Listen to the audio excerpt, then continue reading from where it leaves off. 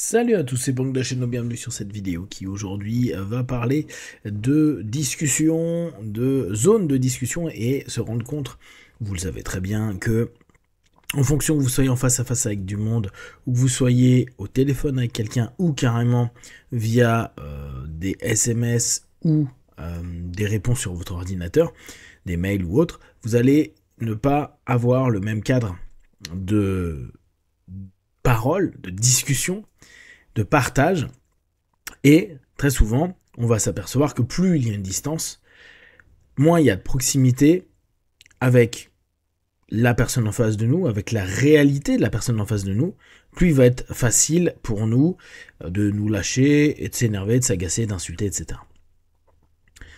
Il a été prouvé, même si ça marche pas à 100% du temps, qu'à partir du moment où une personne potentiellement est agressive et dangereuse, à partir du moment où on crée un contact et qu'on commence à personnaliser la personne que nous sommes et donc sortir du principe objet de peut-être sa colère, sa haine, son acte de violence, verbale ou physique, plus à ce moment-là, on a de chances de s'en sortir. Du coup, l'un des problèmes qu'on a aujourd'hui majoritairement, c'est que les écrans dépersonnalifient les personnes en face, dépersonnalisent les personnes en face de nous. À partir de là, même si on les connaît, même si alors connaître, ça veut pas forcément dire qu'il y a une intimité, hein, mais qu'on a déjà échangé, partagé avec ces personnes-là en live, c'est-à-dire en face à face, dès qu'il y a le téléphone, le PC, un écran, de quoi lâcher l'ensemble de ses pensées sans qu'il y ait le moindre écho direct, c'est-à-dire un body language, une voix qui change, un corps qui peut-être se tend, un regard qui devient plus froid, plus dur, plus ouvert, plus aimant, qu'importe. On peut aller dans une projection,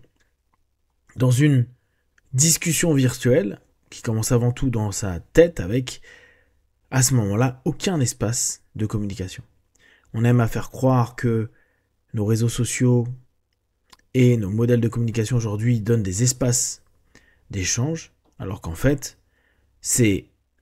des espaces où il y a expression de soi, de ses pensées, de ses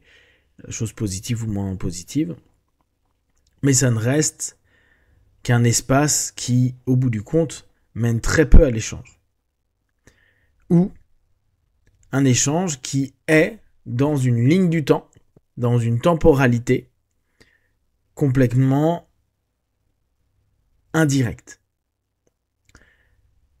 Vous allez le remarquer avec des personnes où, par exemple, vous avez une tension, rien de bien méchant, avec quelqu'un, et on voit que certaines personnes n'ont pas de rhétorique, n'ont pas de retour, n'ont pas de capacité à répondre. D'ailleurs, c'est souvent ces mêmes personnes qui vont après se refaire des films dans leur tête et se dire « j'aurais dû faire ceci ou cela ». Maintenant, avec nos outils de communication, le pire, c'est que ces personnes-là, qui devant vous n'auront pas pu argumenter leur point de vue, etc., vont vous faire un texte énorme pour dire tout ce qu'il a pensé à un moment T,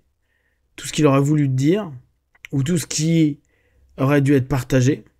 mais qui ne le sera pas, ou qu'il l'est, avec aucune possibilité à ce moment-là,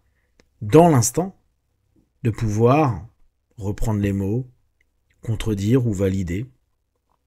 aller dans le sens ou recadrer pour faire mieux comprendre le pourquoi ceci ou cela a été fait ou dit, etc.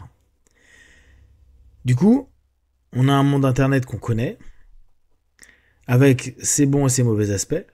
Moi, je suis de ceux qui pensent qu'Internet a amené plus de négatifs qu'il n'a amené de positifs. Et pourtant, je suis un fan d'Internet. Et que, derrière, dans la communication, on a réellement, par contre, créé un monde de personnes qui pensent réellement communiquer, qui se permettent d'agresser, qui se permettent d'argumenter, qui se permettent plein de choses derrière l'écran, mais qui, dans un face-à-face, ne réagirait absolument pas pareil. Du coup, ça nous permet de nous dire, ok, quand il y a tension, conflit, je parle pas avec des personnes inconnues, moi j'ai pas le problème, mais j'imagine qu'il y a quand on entend parler des vagues de haine ou carrément des vagues de commentaires, des shitstorms et tout sur des pensées de certaines personnes connues, ou moins connues, mais en tout cas qui sont sur les réseaux, on peut se dire à ce moment-là, oui, bon, je vais pas pouvoir être en face à face avec tout le monde là, donc ça n'a pas d'intérêt. Par contre, avec les personnes qu'on connaît, qu'on a croisées, ou des personnes de notre communauté, moi, mes communautés à moi, c'est communautés arts martiaux, c'est communautés hypnose, accompagnement, etc. Au lieu de se balancer un paquet d'inepties au travers d'écrans interposés, le pire étant les groupes, où là tout le monde se permet de dire tout et n'importe quoi, et qu'une fois qu'on est en face à face avec les personnes, il y a un tiers, un quart, un dixième des mots qui ne sont pas prononcés, et pire, la personne qui a pu être virulente, qui a pu être critique, et la critique est totalement ok, hein, à ce moment-là, l'est, ou l'est plus, mais tout est fait de façon beaucoup plus apaisée. C'est toujours la même chose. En face à face, si tu t'es permis d'insulter, de menacer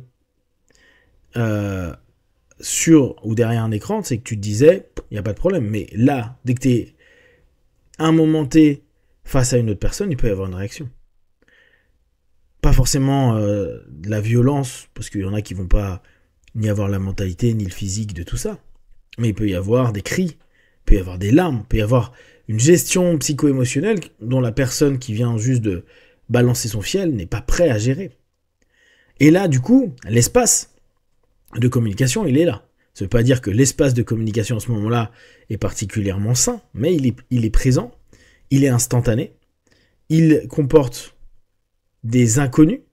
qu'il n'y a jamais au travers d'un écran. Donc pour revenir à cette notion d'espace de communication, de personnes qu'on connaît plutôt et des communautés dans lesquelles on est et des personnes à qui on a contact, le plus simple, c'est d'aller se retrouver en face à face, d'aller boire un verre ou d'organiser quelque chose si vraiment il y a des désaccords majeurs, peut-être même avec plusieurs personnes de groupe, pour dealer, voir ce qui se passe et voir si réellement les personnes sont aussi virulentes et se permettraient autant de choses. Il y a de fortes chances que ce soit pas le cas. Toute personne qui est ultra virulente parce qu'elle est protégée, parce qu'elle est déshumanisée, parce qu'elle est parfois en mode tranquille chez elle à se dire la possibilité d'un retour, hormis sémantique, hormis des éléments qui resteront derrière un écran. Hein. L'un des trucs les plus simples, surtout pour notre génération, c'est plus dur pour les jeunes, mais s'il y a quelque chose qui te saoule, si c'est sur une application X ou Y, t'enlèves l'application, t'as plus de notification, ça n'existe plus. Ça n'existe que dans un monde virtuel à un moment T. À partir du moment où on est en face à face,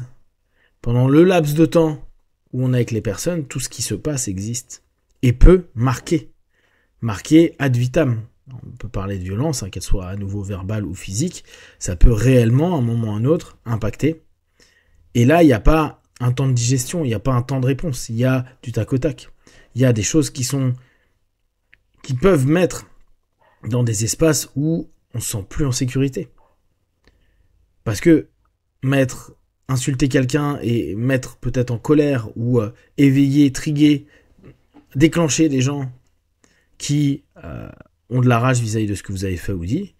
c'est pas la même chose que vous embrouiller sur Internet et vous traitez tous les noms ou de faire en sorte que la communauté soit contre vous. Remettre du réel dans la communication. Éviter de passer par tout ce qui est message écran. Le moins pire étant peut-être d'appeler. Et si possible, d'aller dans un contact physique, réel, dans un ici et maintenant, a de plus fortes chances de trouver des solutions, des recadrages et des compréhensions, et donc diminuer les conflits, que tout le monde virtuel dans lequel on ne cesse d'évoluer et d'avancer. Si vous avez des questions et des remarques, partagez-les sur Facebook, YouTube, j'y répondrai le plus rapidement possible. Comme d'habitude, de tout ce que je propose, ne prenez que ce qui est bon et juste pour vous tester, observer, analyser et conclure. Be one. Ciao.